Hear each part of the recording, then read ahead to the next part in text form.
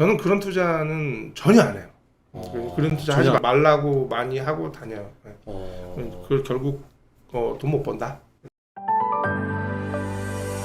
네, 장대양TV 시청자 여러분 안녕하십니까. 이번 주부터요 새롭게 만든 코너입니다. 부동산 및 여러가지 재테크로 성공하신 분들을 초대를 해서 그분들의 노하우를 들어보는 그런 코너를 마련했습니다. 오늘 첫 번째로 HMT 대표이사이신 우리 강윤수 대표님 모셨습니다. 안녕하십니까. 안녕하세요. 반갑습니다. 예. 초대해 주셔서 감사합니다. 아유, 영광입니다. 예. 네. 대표님께서 책도 내시고 요즘 네. 보니까 이제 활발하게 좀 그 방송 활동도 좀 하시는 것 같은데 그 책 중에서 보니까요 그 저서 중에 중소기업 다니던 용수는 수익형 부동산을 어떻게 그 다음부터 딱 와닿습니다. 월 7천만 원을 벌게 되었을까? 예. 월 7천만 원 사실입니까? 지금은 사실이 아니죠. 사실 아니에요? 예. 구라쳤습니까? 지금 더 올라가지고 그 책은 옛날에 쓴 책이니까. 아, 그 책 언제 쓴 겁니까 이제? 작년 1년 넘었어요. 1년 넘은 책이고. 그 1년 사이에 지금 얼마나 올라갔습니까? 9천 정도로. 9천이요? 예. 어떻게 하다가 1년 사이에 또 올랐습니까? 아무것도 안 했는데 네. 아무것도 안 했는데 시장 상황이 저를 그렇게 만들었습니다. 시장 상황이요? 예, 저는 그때 이후로 투자를 안 했거든요. 네. 안 했는데 자연스럽게 그냥 임대료가 올랐습니까? 임대료가 올라갔어요. 코로나 때문에. 와. 코로나에 금리가 상승했잖아요. 네. 그래서 부동산이 하락했죠. 네. 그리고 주가가 곤두박질쳤고 네. 코인도 난리가 났죠. 네. 그래서 물가는 상승했죠. 월세는 물가예요. 월세는 물가다. 네, 그래서 상승한 거예요.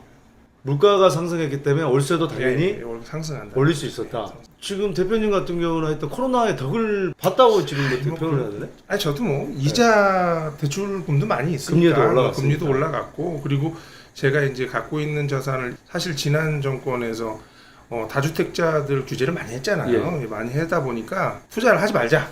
그래가지고 투자를 멈추고 제가 갖고 있던 전세 물건들을 다 월세로 전환해 버렸어요. 돈은 넘쳐나니까 월세 받는 게 그래서 전환하는 바람에 또 수익이 늘어났고 월세로 전환하면 수익이 늘어나는 거죠. 근데 그 전세를 월세로 전환하셨다는 것은 전세 보증을 내준 내둘 거죠, 내준 그만큼 자금 여력이 있었다는 거잖아요. 매달 7천만 원씩 수익이 들어오는데 전세 하나씩 빼주는 건 어렵지 않죠. 매달 하나씩 빼줄 수 있는 거잖아요. 그러니까 제가 2년 6개월 정도를 투자를 안 했는데 계속 빼준 거예요. 그러니까 두 가지죠. 월세가 상승한 것도 있고 그리고 전세가 월세로 전환되면서 다시 수익형 자산으로 탈바꿈된 거죠. 그래서 지금은 전세가 하나도 없어요. 그러니까 수익이 이제 더 늘어난 거죠. 야, 이거 이제 오늘 보니까 월세 9천만 원 받을 정도면 굉장히 많은 부동산을 지금 보유하신 것 같은데 어떤 부동산을 보유하고 계실까요? 한번 예. 제가 이제 주로 타겟팅하고 있는 거는 다는 아니지만 한 80% 자산 정도가 1인 주거 형태의 주택을 갖고 있어요. 그래서 뭐 다세대, 다가구, 오피스텔, 생활형 숙박시설 뭐 요런 쪽 1인이 거주하는 형태의 쉽게 얘기하면 원룸이라고 하잖아요. 원룸이죠. 예, 그런 투자를 개별 등기가 되는 것들. 뭐 개별 등기도 있고 뭐 다가구 같은 경우에는 통 등기도 되고. 아, 다가구도 예. 그냥 1인 뭐 거기 원룸이니까. 그렇죠, 아, 그렇죠. 그리고 다가구도 원룸 형태의 다가구. 예, 예.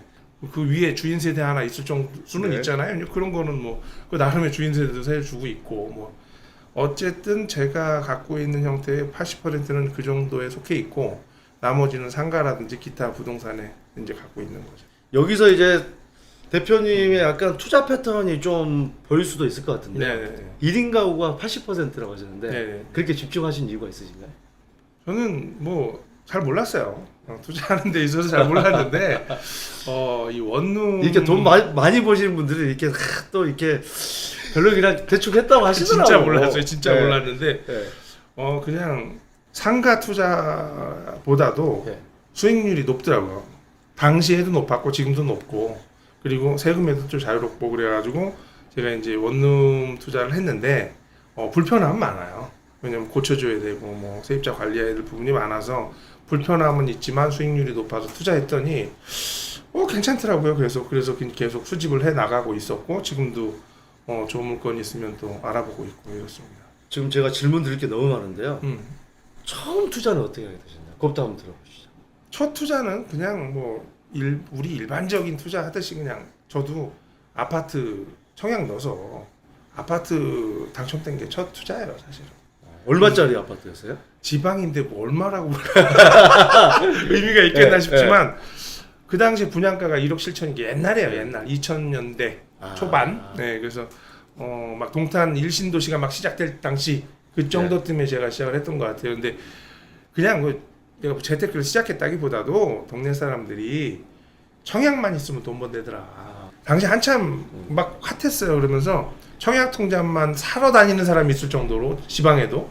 그래서 청약 통장 그냥 빌려주면 800만 원 준대더라. 뭐 이랬던 시절이 있었는데 저도 뭐 직장 다녔고 가정이 있었으니까 청약 통장은 있었을 거 아니에요. 그래서 그게 요즘에 부정청약으로 다 이제 네. 걸리는데. 그래서 이제 무주택자였고 그래서 뭐 아파트 청약을 넣었는데 이제 청약을 아파트에 넣었는데 뭐 대죠. 뭐 지방이 안 될 게 어딨어요. 그래서 되고 나서 피를 준다 그래서 이제 그 당시 뭐 3천만 원 정도인데 3천만 원 지금도 뭐 큰 돈. 당시 제 월급이 2,500이었으니까 네. 3천이면 1년치 연봉을 주는 거 아니에요. 그러니까 눈 뒤집혀신 거 아니에요? 뒤집혔죠. 그래서 야 이거 대박이다 그러면서 이제 신났죠. 그래서 했는데 한 6개월 만에 노무현 대통령께서 전매 금지. 한 번만 전매해라. 그래가지고 이제 싹 꺼져가지고 이제 한 600만 원까지 내려갔죠. 그 피가. 그때 바로 파신 건 아니고. 못 팔았죠. 그래서 이제 그 하락하는 장이 무서워서 다시 오르겠지 하다 보니까 이제 팔 타임을 놓친 거죠. 그러니까 처음에 팔았으면 2,500, 3,000이었는데 더 오를 수 있을 것 같다는 느낌. 그렇잖아요. 우리가 그런 행운이 오면 이게 정점이라고 생각하지 않잖아요. 계속 뭐든 주식이든 뭐든. 그러니까 이제 그때 저도 이제 젊었고 그러니까 그러면서 이제 한번 크게 먹자. 기다려 봤죠. 근데 사실 저는 그게 되고 나서 기분이 안 좋았어요, 사실. 당첨이 되고 나서? 당첨되고 나서. 그러니까 당첨이 되고 집에 와서 신나게 이제 집사람하고 이제 막 이제 가족들은 좋아했을 거 아니에요. 야 이제 내가 2,500, 3천만 원을 벌게 생겼다 이제 막 그래서 신나게 이제 즐겁게 이야기를 하다가 담배를 피러 이제 슬쩍 나왔어요. 이제 술도 한 잔 먹고 이래서 담배 피러 딱 나와서 딱 담배를 피고 있는데 기분 좋잖아요. 그래서 기분 좋은 마음에 딱 나와 있었는데 가만히 생각해 보니까 기분이 나쁘더라고요. 왜 나빠요?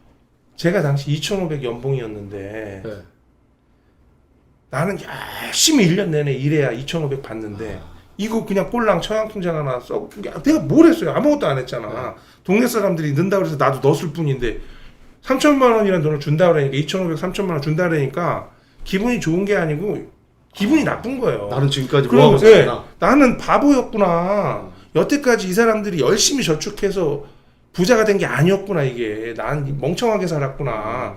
이 회사만 열심히 다닌다고 저축만 잘한다고 부자가 되는 게 아닌 세상이구나. 이런 걸 아는 거죠. 재테크에 대해서 너무 무관심했구나.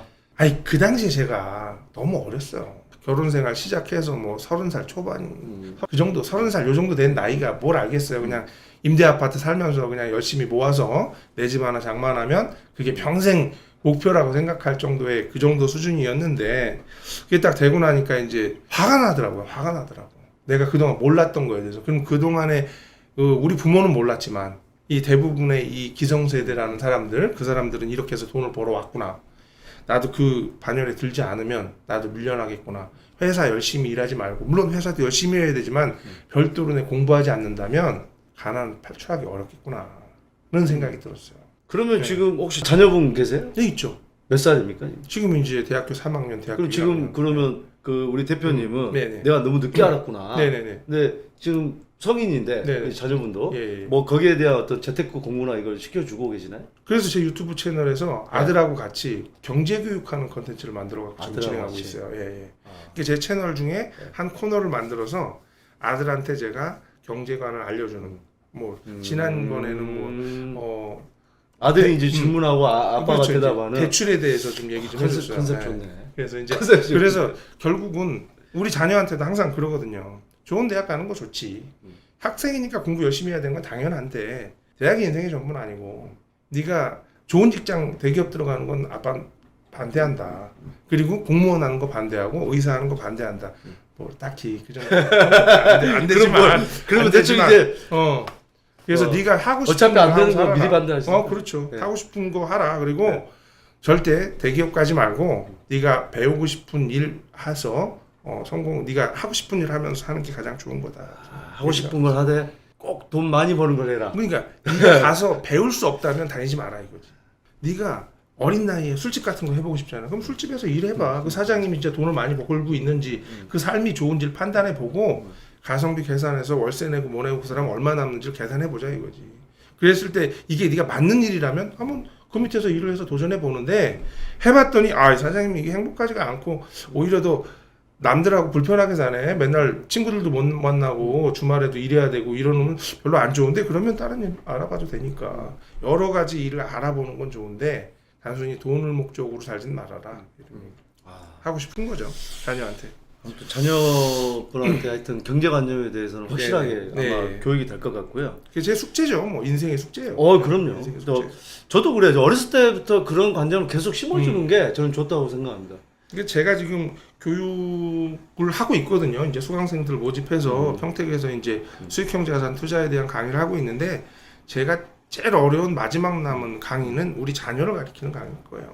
자녀를 어떻게 하면 제가 생각하고 있는 정신이라든지 내가 갖고 있는 방향을 물려줘서 내 자산을 어떻게 좋게 이어갈 수 있는지 뭐 그런 게 제 가장 마지막 남은 숙제 아닐까 생각이 듭니다. 어렸을 때부터 어떤 경제관념에 대해서 확실하게 좀 그 눈높이에 맞게 심어주는 게 중요하다. 네. 많은 분들이 아마 궁금해하실 거예요. 야, 저 사람 한 달에 얼마 번다더라. 뭐 부동산으로 좀 이렇게 돈 좀 벌었다더라 그러면 그 중에서도 뭐 여러 가지 궁금한 게 있겠지만 그러면 그 투자한 것 중에 가장 제일 많이 번 투자는 어떤 투자라고 얘기할 수 있을까요? 자, 장 대표님이 말씀하시는 질문의 요지는 저랑 코드가 좀 안 맞는. 네. 왜? 그러니까 최고 많이 버는 게 얼마냐라고 네. 물어보시잖아요. 저는 차익형 투자가 아니고 예. 수익형 투자기 때문에 네.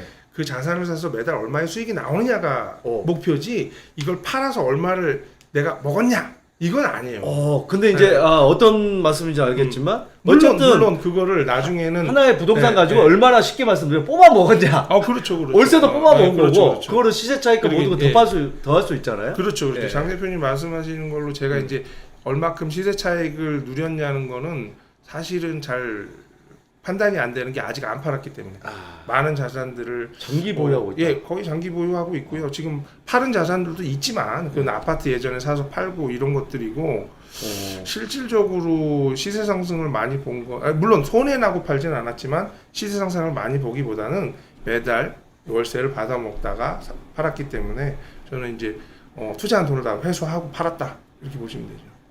그 대부분 장기 보유라고 하면 한 몇 년 정도 보유라고 계시는 거예요? 우리 장 대표님 결혼하실 때 몇 년 동안 결혼하시려고 결혼하셨어요? 네. 답변 잘 하셔야 됩니다. 네. 아직 안 했습니다. 결혼 안 하셨어요? 결혼 안 하셨고 이제 합니다. 우리가 결혼할 때 보면 네. 그럼 결혼하실 거면 앞으로 몇 년간 결혼 생활하려고 결혼하시는 거예요? 100년을 가시려고 하는 평생. 거잖아요. 100년 하시려고. 그죠? 네. 저는 살 때 팔 걸 생각하고 사지 않아요. 물론 그 자산의 가치가 상승해야 되는 건 당연한데 근데 저는 팔 거를 생각하고 사는 게 아니고 이게 어떻게 내 갖고 와서 더 현금 흐름이 많이 나오게 만들어낼 거냐를 기준으로 그러니까 매달 월세가 더 많이 나오게 만들 수 있는 방법이 이게 샀을 때는 1,000만 원밖에 안 나오는데 내가 잘 다듬으면 1,500만 원이 나오게 만들겠다. 그러면 그만큼 시세 상승이 된 거예요. 어떻게 보면. 왜냐하면 수익률로 계산하기 때문에 수익형 자산들은 근데 살다 보면 우리가 이혼도 하잖아요. 네. 이혼을 전제로 결혼하는 건 아니지만 살다 보면 그 자산과 작별할 때도 있죠, 물론. 아직 이혼 안 하셨죠? 네, 저는 이혼 그렇기 안 때문에 했습니다. 지금 예. 장기 보유를 하고 계시죠. 예, 그렇죠. 그런 개념이에요. 그래서 매달 현금 흐름이 발생하는 거 기준으로 보면 저는 대부분 8대 정도 되면 투자금은 다 회수가 돼요, 거의. 네, 거의 회수되는 것 같아요. 이미 회수 다 된 건물들도 있고. 여기서 대표님의 어떤 그 투자 선호하는 스타일이 나오는 것 같은데요. 나는 시세 차익보다는 월세를 따박따박 잘 받을 수 있는 것을 공략한다. 이렇게 해석해도 되겠습니까? 저는 이제 제가 투자의 원칙이 있는데 투자하는 순간 수익이 돌아오는 것에만 투자해요. 수익이 들어오는 투자하는 순간이에요. 순간 바로 예. 그러니까 제가 공실 없이 제가 계약을 잔금을 치렀어. 그럼 그 다음 달부터 저한테 뭔가 떨어져야 돼요. 물론 이자도 나갈 거잖아요. 이자 제약으로는 남은 뭔가가 나한테 돌아온다면 좀 투자하지만 투자하는 순간 아무것도 돌아오지 않는 거엔 절대 투자 안 해요. 제 투자 원칙이에요. 그래서 제가 아파트 청약도 이제 안 해요. 왜냐하면 계약금 넣고 2년 6개월 지나야 잔금 치르잖아요. 2년 6개월 기다리니까 그 돈 아까워서 좀 청약도 안 해요. 그러면 시세 차익보다는 월세가 많이 나온다. 그 월세도 수익률을 좀 보시는 거죠? 그렇죠. 수익률 봐서 그러면은 이제 하는 거죠. 예를 들어서 강남 상구나 서울의 이런 지역들은 수익률이 좀 약하잖아요. 많이 약하죠. 그러면 주로 지역이 어느 지역일까요? 요즘 수도권. 주로 이제 서울을 네. 떠나서 경자사로 경기 좋은 인천 데는 쪽으로. 없어요. 예, 그렇죠. 예. 이제 그러면 이제 반대로 다른 분들이 아 경기 인천은 말 그대로 시세 차이가 많이 안 나잖아요. 네네네.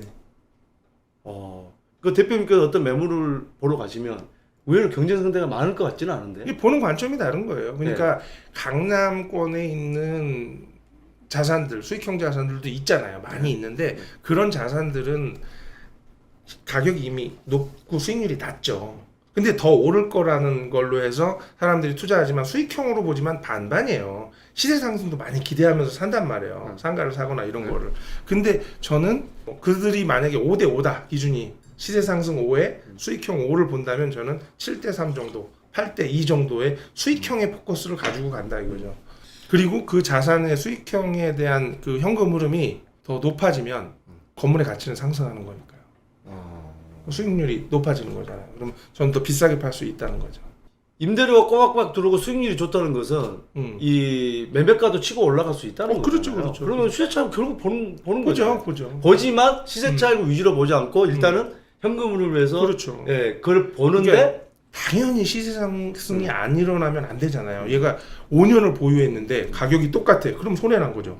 물가 상승만큼도 방어를 못 한 거잖아요. 그러니까 최소한 1년에 지금 물가 상승이 많이 되지만 최소한 한 5% 정도는 물가 상승이 매년 되고 있다고 봐야 되잖아요. 그러면 5년 보유했으면 그 정도의 자산이 상승해야 본전이거든요. 사실은 어떻게 보면 내 돈이 본전한 거예요. 근데 그 정도는 당연히 오를 만한 자산으로 선택하지만 일단은 기본 포커스는 수익률이다 이렇게 보는 거죠.